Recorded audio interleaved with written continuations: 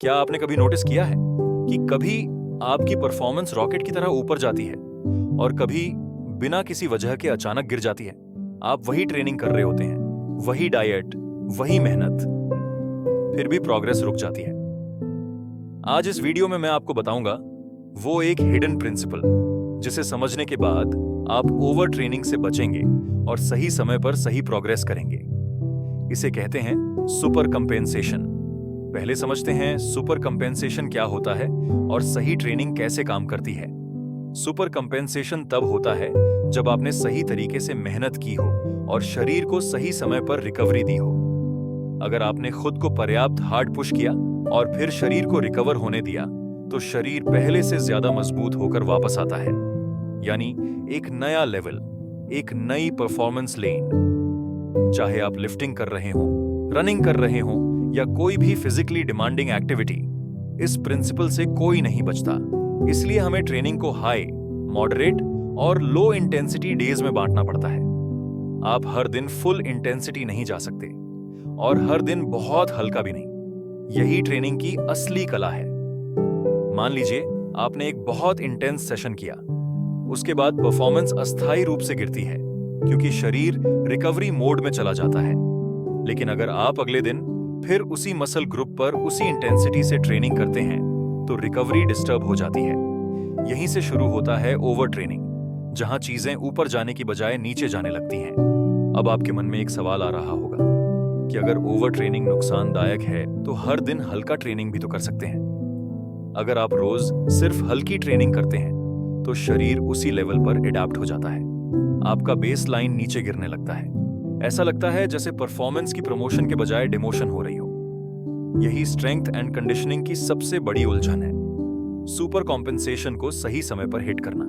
ज्यादातर एथलीट्स, खासकर beginners, extremes में सोचते हैं, या तो बहुत हार्ड या बहुत इजी। लेकिन असली इंप्रूवमेंट उस मिड पॉइंट पर होती है जहां आप अपने एज से थोड़ा आगे रहते हैं। यही वो जोन है जहां इंप्रूवमेंट की पॉसिबिलिटी सबसे ज्यादा होती है। अब बात करते हैं कि ट्रेनिंग में सही रिकवरी का समय समझना इतना मुश्किल क्यों है। रिकवरी का समय बहुत कॉम्प्लेक्स होता है। ये सिर्फ साइंस नहीं, फीलिंग पर भी बेस्ड होता है।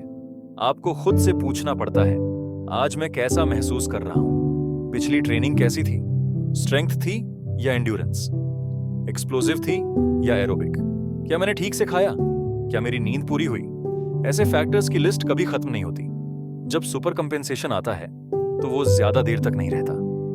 अगर आपने उस समय ट्रेनिंग नहीं की तो परफॉर्मेंस फिर नीचे जाने लगता है, यानी आपने जो रिकवरी की उसका फायदा ही खत्म। ट्यूडर बोम्पा के अनुसार सुपर कॉम्पेंसेशन के 4 फेज होते हैं। Phase 1 catabolic phase.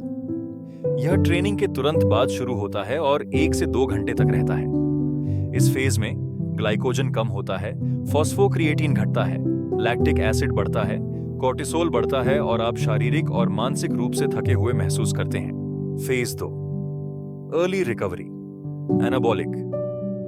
यह फेज 24 से 48 घंटे तक चल सकता है। इस फेज में एटीपी रिस्टोर होता है, ग्लाइकोजन वापस भरता है और ऑक्सीजन कंजम्पशन बढ़ता है। यही कारण है कि ट्रेनिंग के बाद भी कैलोरीज बर्न होती रहती हैं। Phase 3 full recovery. यह करीब 72 घंटे तक चलता है। इसमें मसल सोरनेस खत्म होता है, एनर्जी वापस आता है और कॉन्फिडेंस और ऑप्टिमिज्म बढ़ता है। यहां साइकोलॉजिकल रिकवरी भी होती है।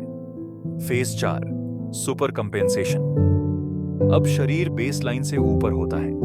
यही वो समय है जब ट्रेनिंग सबसे ज्यादा इफेक्टिव होती है। अगर यहां ट्रेनिंग नहीं की तो परफॉर्मेंस फिर गिरने लगती है। रिकवरी एक्सरसाइज के टाइप पर डिपेंड करती है। लाइट एरोबिक वर्क 6 से 8 घंटे में रिकवरी हो जाती है, जबकि हेवी स्ट्रेंथ ट्रेनिंग या सीएनएस स्ट्रेस को रिकवर होने में 24 से 48 घंटे लगते हैं। सब कुछ इस पर निर्भर करता है कि आपने किस टाइप का एक्सरसाइज किया। एलीट एथलीट्स रोज ट्रेनिंग करते हैं, लेकिन रोज ऑल आउट नहीं जाते। उनका वीक केयरफुली प्लान्ड होता है। एक दिन हैवी, अगले दिन टेक्निक, कभी अलग मसल ग्रुप्स और कभी इंटेंसिटी एडजस्ट करते रहते हैं। यही स्मार्ट ट्रेनिंग है। हर सेशन में गो हार्ड और गो होम क्यों गलत है? अगर आप हर सेशन में मैक्सिमम इंटेंसिटी जाएंगे तो रिकवरी कभी कैचअप नहीं करेगी। ओवर ट्रेनिंग तय है, लेकिन ज्यादातर स्पोर्ट्स स्किल्स पर बेस्ड होते हैं। आप टेक्निक, टैक्टिक्स या मोटर स्किल्स पर काम कर सकते हैं बिना शरीर को तोड़े। तो ग्रेट एथलीट ऐसा क्या अलग करते हैं? ग्रेट एथलीट अपने बॉडी की सुनते हैं, अडेप्ट करते हैं और ईगो को बीच में नहीं लाते। हर सेशन मैक्स नहीं होता, लेकिन हर सेशन पर्पसफुल होता है। कॉन्सेप्ट सिंपल है, आप बहुत ज्यादा हार्ड भी नहीं जा सकते और बहुत इजी भी नहीं।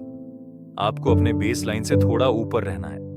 अप्स और डाउन्स आएंगे, कभी सब सही लगेगा, कभी लगेगा सब बिखर गया, लेकिन यह सब प्रोसेस का हिस्सा है। बेस्ट एथलीट्स भी इससे गुजरते हैं। डिस्करेज मत होना, यही रास्ता है। अगर आपको हमारा यह वीडियो पसंद आए हैं तो लाइक करें, शेयर करें और चैनल को सब्सक्राइब करना ना भूलें। मिलते हैं अगले वीडियो में। Train smart, stay smart.